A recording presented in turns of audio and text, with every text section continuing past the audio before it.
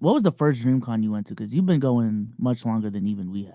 Yeah, this was my 4th or 5th year. I think this is actually my 5th year because I went Mhm. to during the COVID era. Oh, Unless they I don't know if they had it that year, maybe it was 2021. I can't remember, but it's been at least 4 or 5 years. So their first major one, the first two were like barely anybody showed up and it was like in like a warehouse. And but the first time that it was like at Esports Arlington Stadium down in mhm. Dallas, that was the first one that I went to. And it is, yeah, it's way different. It's so much different now. Well, yeah, that's what I wanted to ask you because obviously size is the biggest difference, but from like a culture, content perspective, what has changed since the first time you've gone? I mean, obviously the culture itself has shifted from, and everybody who's been there for a long time has talked about it. It's gone from anime nerd culture and like YouTube culture, people that are like really online and just wanting to come out and like show love from the YouTube and content sphere of things. So now it's just like a mainstream event where people will also go to stream. They're there to see events like the basketball game and stuff like that, as well as meet the creators. Like before that didn't really happen. Like Mhm. people wanted to go, obviously. People definitely wanted to go to like Meet Berlizzi and RDT World and all them, but like they were so available back then that you would just run into them. And like I really appreciate DreamCon because that's still kind of the case. You can still meet your favorite content creator just walking the halls. That's one of the few places that this exists. But back in the day, it was just hanging out. Like literally, if they had nowhere to be, they would be at the bar of the hotel, or they would just be walking around the floor playing games with you and it was really really cool. Obviously you can't get away with that now because of like how popular people are getting, how weird people are getting with clips, and there's like security. People go to the creator lounge and they only go to their specific events. But that was like one major difference. The other major difference is people back then were fans. Like Mm. when you go to DreamCon, either you were a creator that got invited or you were a fan that wanted to go to see somebody that was invited or just celebrate the convention culture. Now it's like creators will go even if they don't get invited to try and set up something. An easy example of that is obviously like the DDG thing with the fight that happened. There's some other people that I don't even want to talk about that showed up there that are banned from being at DreamCon. They know they were banned from DreamCon and they Oh shouldn't have wow. showed up there. And then other people showing up there to see if they can see the person that showed up there uninvited to see if they can get their clip or it happens way too frequently. It's like the negatives are starting to show up from that regard. The creator culture of DreamCon now is getting kind of little haywire. Yeah, There was even the Oh, go for ahead. Go ahead. I was just gonna say, yeah, even from my perspective on that day that I kind of like dipped off and did my own thing. Nah, the amount of times, chat, I said it on my initial reaction or review of DreamCon, I'll say it again. The amount of times that people walked around with their camera to the side, selfie stick, and just following people was crazy. And I'm not even talking about making their own content, live streaming. No, following people. Funny Mike was like, oh my God, just followed the entire time he was there to the point where if I passed him twice, because this happened, I saw him on the first floor and I think on the third floor. And the second time I passed him, he thought I was just one of the people following him. I was doing my own thing. And he was like, yo, you good? I was like, yeah. Yeah, I'm fine. What's going on with you? But I understand it because he had a posse that I thought was his, but no, some of these niggas are just following.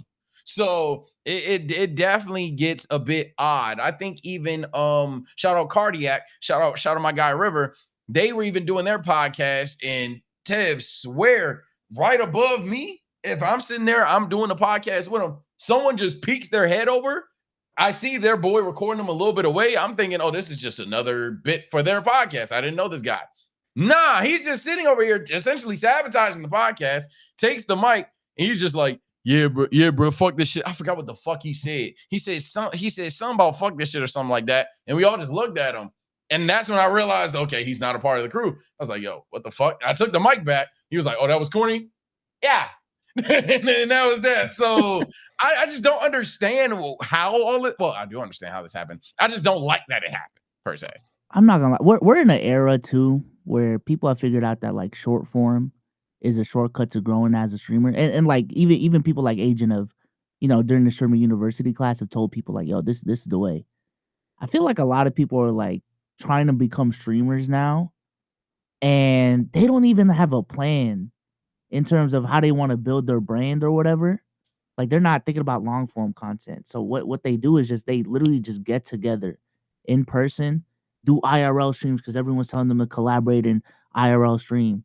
and then they're just like, okay, what's the next clip I could do? What's some funny shit I could do right now? Like there's no brand building. That shit is just crazy to me. Cause even when we were trying to get our badges stage, I'm pretty sure you remember this. There was that group of dudes just trying to cut the line. Yep. Everyone with the phones talking about like they're just wilding out and shit. And I'm like, is this the plan? Like, is this the content? They like purposely, for those that don't understand what Bezos is saying, I can describe it a bit better, but they were far, so I don't have quotes. But imagine, chat, you're waiting in that long ass line, flights of stairs, respectfully, for a long ass line for your badge. And these 5 guys, all with cameras, just pull up and they literally just start doing and saying the wildest shit until they get kicked out.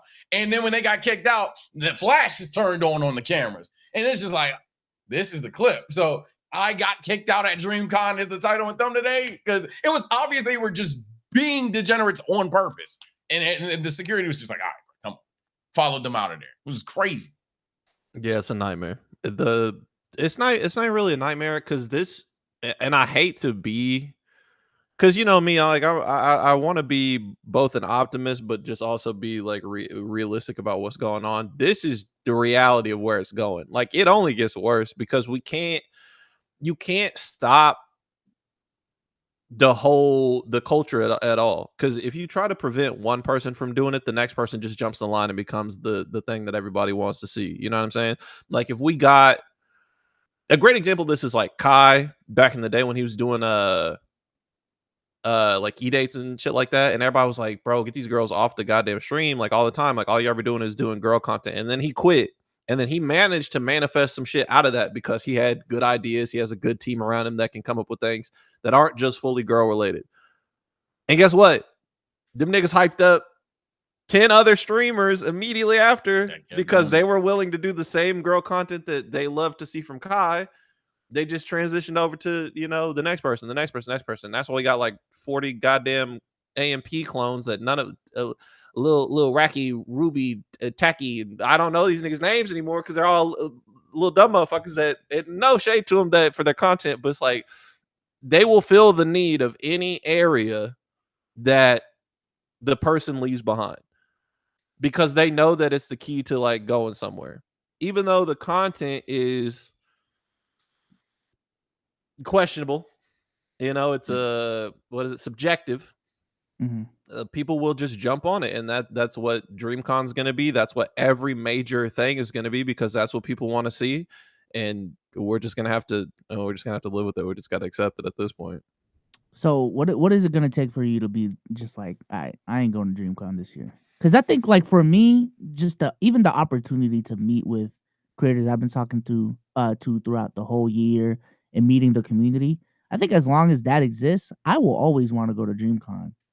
But like, is there like a hard line for you in terms of like, okay, that's still there, but it's just getting too crazy for me to show up?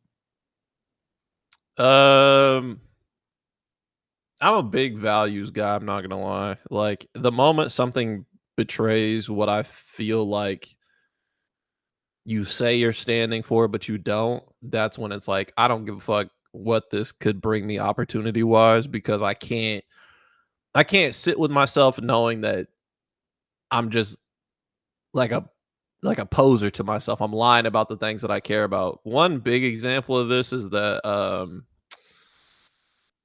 with the DDG thing, right?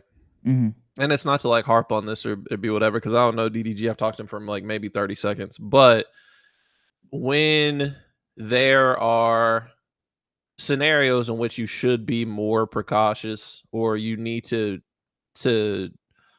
do your due diligence about like what's going on, instead of just being like, well, you know, it looks crazy right now, but we're just gonna let things rock. That to me will always be like, you probably should put a handle on that. Like, I know that you can't stop certain people from doing certain things. I know that you can't corral a whole fan base, like it's whatever, but doing things within your power and speaking up or saying something when you see something is always like very important to me. That if it gets to a point where we're just letting shit fly no matter what, that's when I'm like, I can't go to DreamCon anymore. If they don't have regulations put in place within the next 2 years on that streaming shit about who can stream and who can't stream, or like I don't want the security to be too much tighter because it's really hard for like cosplayers to get in, obviously. Yeah, it's bad for them. But if there's not something put in place to be like ensuring not just the safety but the consent of people around you, because niggas don't like if you're in public, you don't consent to being filmed. You know what I'm saying? That's like somebody recording your phone conversation. Like you don't have the ability, you actually don't have the ability to do that, right? And so the fact that random civilian people get put into this game of like, oh, here's my IRL content. Now you have to play along because I'm this big fucking clown at this big fucking show and the world revolves around me type shit. If you can't get a grip on that as like a convention, if you can't shape the culture around that or the policy around that, then I am too old for that. Nigga, I'm 30. Like I don't want to be around that, bro. I don't want to be around that. I definitely agree in terms of like the going live experience thing. I vlogged mine personally. Like I had the camera out, y'all know that, but I didn't want to put any pressure on anybody. When I was on my day, I made it very clear, hey, I'm putting this on YouTube. You good? Cool, whatever. Hey, anybody in here, just know this going on the channel, obviously. Cool, all right, whatever. Obviously I weren't going to repeat that but so many times, but everybody got the vibe at some point. I don't understand. And it is a young niggas game at some point, but I just don't understand the idea of like being able to just fuck with people randomly just because it's funny. If it's funny, and then that's the clip, that's the content, that's whatever. Like again, I go back to the example Bezos pointed out. The idea that like a random security guard was your content today is nuts to me. I just don't comprehend that. Or the idea that someone could just be in a parked car and you just want to, I don't know, throw an egg at it. And that's the clip. It just doesn't sit right with me personally. So for me, Dreamcon, I recommend having either a streamer section or, as Tev said, definitely this is what you got to do to apply to make sure that you can live stream whatever. Outside of that, I mean, personally, they can't get these wait times down. That'll turn me off at some point. So glad you said that. I'm so glad you said that. Dreamcon, mail your fucking badges. Oh yes, my God. Everyone, every convention mails badges. They did not mail their badges. In the wait time on the first day, I had friends who waited 6 hours. 6 hours. They got in line at 10 a.m. They didn't get into the con until 4:30. You talking about Friday, right? Friday, yes. Friday was horrible. I made a TikTok about it too, saying the same thing. Yo, that's unbelievable. Send us QR codes or mail it. Everyone in the comment section. I mean, I just had to show up Thursday. What kind of answer is that? Yeah, I can we talk about that? Like, I don't like this. Maybe this is my hot take of the week. Shout out to the Chime. I'm tired of the community standard of, okay, you either get with this or get out all the time. And don't get me wrong, I have talked about several times, if something pisses you off, I'm not a hater, scroll up. The 90% of the time I'm on that side. But there's some points where, in the case of that, or in the case of certain gaming communities, rivals and other things like that, where y'all just kind of understand something is wrong, don't care about it, and it will just be like, all right, man, then fuck off then. Or just go along with some other hilariously stupid thing. But no, gang, I've like Souls fuck with Dreamcon. I've probably fuck with Dreamcon more than anybody up here. But my brother in Christ, mail the badges. I understand the idea that on the phone, the Apple Wallet shit might not be optimal. I don't understand everything about conventions, but people have told me, nah, that doesn't make sense. It's not like a concert or a Mania or nothing like that. Cool. Definitely mail them shits though. Why are we sitting there for 6 hours on the very first day outside? And then the argument is, okay, show up an entire day earlier. That day packed up. It's 6 to 2 hours. So man, y'all gotta stop. Yeah, I mean, to Tevin's earlier point though, that's just like I hear y'all, but I also think like it's like the bad actors ruin it for the good actors, because that like the content Sage was shooting at the convention, I don't think that was problematic at all. You know what I'm saying? I know that sounds biased, but it's a fucking joke. It sounds biased, but Sage is literally just out there like vlogging personally, doing like a IRL anime tier list. Like that's some wholesome ass non-problematic content. But it does seem like, and Omar even mentioned it when we talked about it, that the bad apples are gonna ruin it for everyone else because of the things that Tevin's talking about. Because it's one of those things where like 5, 6 DDG instances is 5, 6 DDG instances too much. Even though it's it's not a lot, it's still too much. That should not be happening at a convention. And that's just tough because I feel like I don't know if y'all feel the same way. It seems like DreamCon is just like the yearly internet meetup for like our side of the internet, and people like really, really prepare for it, especially content creators. Like this is really their only time of the year where they can meet up in person and create, content together and all those different things. And for that to be handicapped because of some lame ass clip farmers, Yeah, we're that gonna would get a suck. clip that honestly won't even take off because it's against TikTok TOS. Like, what the fuck are we doing? Yeah. So I talked to Mark and I told him to do a second one where it's like the first one that you do in the spring or early summer is like FaZe Clan related or Young Nigga related, where it's like all of that side where they want to clip farm, they want to be more active into the like live streaming, like getting their clips off and just have them mhm, be there for that. And because it'll split up the amount of first of all the sheer amount of people there, but it will also split up the reason for being there, and it also give them two opportunities to see the people that they want to see, right? Where it's like if you're part of this culture, go to this con. If you want part of this culture, go to this con. If you fuck with both, go to both. That way you understand what you're getting yourself into. It and it also gives them more than one like Super Bowl type of activity. You know what I'm saying? How mhm. many can like there's like three Twitch cons, Yep. 3 Twitch cons. There's DreamHack, MomoCon, DragonCon. Like there's all these conventions for people to go to that aren't like WL content creators. The more you have, the more opportunities that they have to go around and set these things up. But even still, I think that like there's one bad apple is going to ruin the bunch kind of thing. Like if you don't at least try to make some sort of statement to it, it's gonna be nasty. Like the Megan the Stallion situation was weird. Like Yeah. obviously it was just bad timing with what came out right before Yeah. like she showed up there, but the one girl wasn't the only streamer that said some shit. Like that's just the one that happened to blow up. You can find like 10, 20 instances of people thinking that the shit was funny. The social media person for RDC World fucking liking certain things. Like, guess y'all don't want Megan the Stallion to show up. Like, what the fuck are you doing? On top of that, we're talking about like a DDG instance. There were several fights there. Yeah. People were fighting in like Berlizzi's meet and greet line.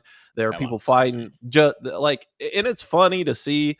There were like boxing matches that were set up, but then there were people there was a dude who was setting up like a pillow fight thing, and he was just running up hitting people and then throwing the pillow What at the fuck? them. Like he was running at them, hitting That them, made me and then laugh. What throwing the hell? and then you throw the pillow at them and be like, all right, hit me back. No, nigga, That's a that's not how smoke. it works. Like that's not how it works. Get him out of here. Like what? There were so many instances of just like, if we don't get this handled beforehand, or at least just have like an understanding of like what the hell is going on, then nobody gets to have fun. You know what I'm That saying? shit Like that shit we got to sucked. shut that shit down.